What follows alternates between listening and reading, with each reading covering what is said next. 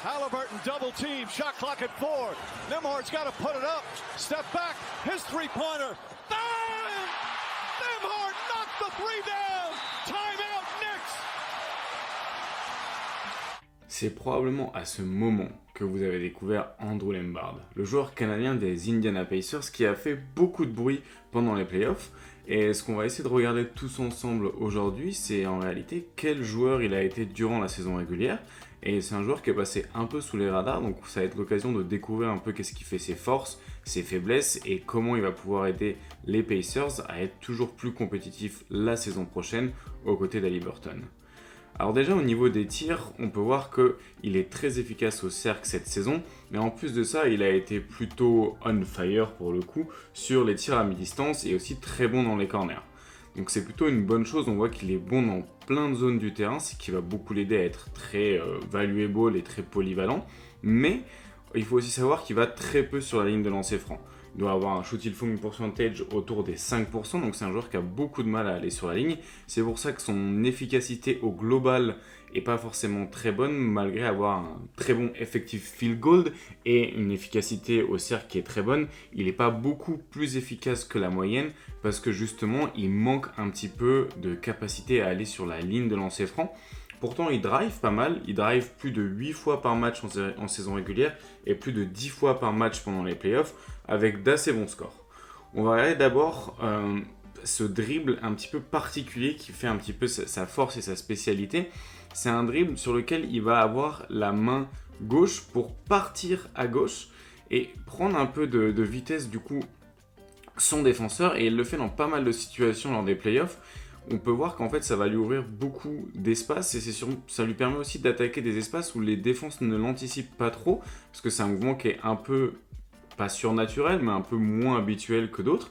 Et en fait il s'est aussi permis par son footwork. On va voir au fur et à mesure de la vidéo qu'il a un très bon footwork, et cette habilité à dribbler, à spinner sur la gauche, prendre la défense un peu de vitesse avec sa main gauche, c'est une de ses grandes forces. Donc on va voir aussi que, comme je dis, il a un très bon footwork et c'est aussi un joueur qui sait très bien changer de rythme. On va voir qu'il prend justement beaucoup la défense de vitesse parce qu'il y a des grandes variations de rythme. Là, on l'a vu encore sur ce spin où il change complètement de vitesse pour ensuite enchaîner sur un double pas.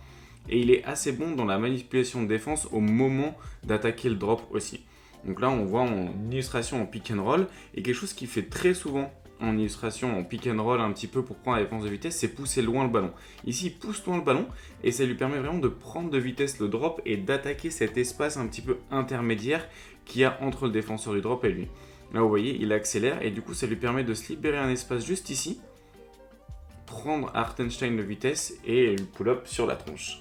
Donc c'est quelque chose qui fait beaucoup, on peut le voir sur, comme ici, un pick and roll, mais on peut le voir ici aussi sur des end-off. Et du coup, l'avantage que ça crée, c'est encore une fois, c'est une variation de rythme qu'il maîtrise très bien.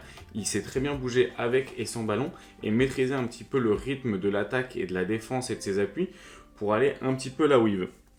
Un petit peu l'impression de regarder un musicien, un jazzman quand on regarde Andrew Nembhard, parce qu'il y a vraiment cette faculté à changer de rythme pour se créer l'espace, et ce footwork lui permet vraiment d'avoir un petit peu des combinaisons de finition qui sont très différentes et s'offrir de très bonnes situations. Il est très bon en transition, il est à 1,28 points par possession sur presque 2 par match, donc ce qui est un volume assez conséquent et ce qui lui permet de s'inscrire vraiment totalement dans le jeu des Pacers, qui est un jeu très rapide, allant très souvent vers l'attaque, et il fait du coup un super relais de Tyrese Haliburton et TJ McConnell, un petit peu aussi dans ce leader d'attaque, et il a fait de très bons playoffs justement grâce à ça. Nouvel exemple ici où il change de rythme, prend 10 minutes de vitesse et s'offre un nouveau tir au cercle. Vous pouvez voir aussi qu'il y a très peu de fautes provoquées, on est surtout sur des lay-ups qui sont finis. Nouvel exemple de transition ici où bon footwork, il arrive bien à décélérer après avoir accéléré sur son cross, et encore une fois ça fait que des très bons défenseurs, même comme McBride, sont pris de vitesse et ne peuvent pas vraiment le défendre jusqu'au bout. Et il s'offre encore une fois cette situation où il recule un petit peu au moment de prendre le tir au cercle, ce qui explique aussi peut-être le fait qu'il y a très peu de fautes provoquées. C'est un petit peu sa façon de prendre ses lay-ups au cercle où il fait un puis deux pas assez lents sur le deuxième pas, souvent un appui pied droit pour une finition pied droite comme ici. Et du coup, ça l'écarte un petit peu du défenseur, ce qui fait aussi que parfois il provoque moins de fautes parce que justement il est trop loin du défenseur, ce qui peut potentiellement être vu comme un défaut parce que du coup il ne rentre pas assez au contact du joueur qui défend sous le panier et du coup ne provoque pas entre guillemets l'action la plus rémunératrice de NBA qui est les lancers francs. Donc comme on a pu voir, c'est un score au cercle, mais il arrive aussi, si la défense se met trop face à lui, à trouver des petites passes comme ici sur Pascal Siakam, où il trouve vraiment un petit espace dans une raquette assez bondée, et disons que son niveau de passing et de playmaking pour les autres n'est pas encore élite, mais il y a une vraie volonté, une vraie faculté aussi à identifier un petit peu les ouvertures que la défense propose. C'est quelqu'un qui lit très bien le jeu, qui a de très bons fondamentaux. Et là, on peut voir encore une fois qu'il avait identifié que la passe allait pas se faire du coup au cercle ou sur le pop de Turner, mais sur le curl d'Haliburton. Donc, très bon joueur aussi de complément un peu un secondary ou un tertiary playmaker, donc un joueur un petit peu secondaire ou tertiaire dans la création pour les autres, parce qu'il a cette faculté justement à enchaîner son dribble et la passe, parce qu'encore une fois c'est un joueur qui a des très bons fondamentaux, on l'a vu avec le footwork, on le voit aussi avec le dribble, cette faculté un petit peu à cross justement les joueurs, et dans un spacing optimal comme on peut retrouver sur celui d'Orlando, ça va être très bon parce qu'il va pouvoir trouver justement des joueurs dans les corners juste ici, ou des joueurs dans la raquette. Ce qui est vraiment pas mal vu que c'est les tirs un peu les plus rémunérateurs qu'on va pouvoir trouver en NBA, et magnifique petite pocket pass juste ici, pour TJ McConnell qui va finir sur un petit mi-distance. Et un dernier exemple un petit peu de passe, c'est sur du short roll, donc j'aimerais peut-être justement le voir un peu plus comme poseur d'écran pour justement exploiter sa faculté de lecture de jeu et de passe. Ensuite, au niveau de ce qui est du 3 points, il a fait une bonne saison avec 39% sur 2 catch and shoot par match, et ce chiffre a complètement explosé pendant les playoffs avec 50% de catch and shoot réussis par match. On peut voir par contre qu'au niveau des pull-ups, il y en a vraiment très peu. Et d'ailleurs, c'est quelque chose peut-être qui pourrait développer pas seulement le pull-up, mais même de faire plus de catch and shoot, parce que 2 par match, c'est pas un gros volume. Mais encore une fois, c'est pas un joueur qui jouait énormément de minutes.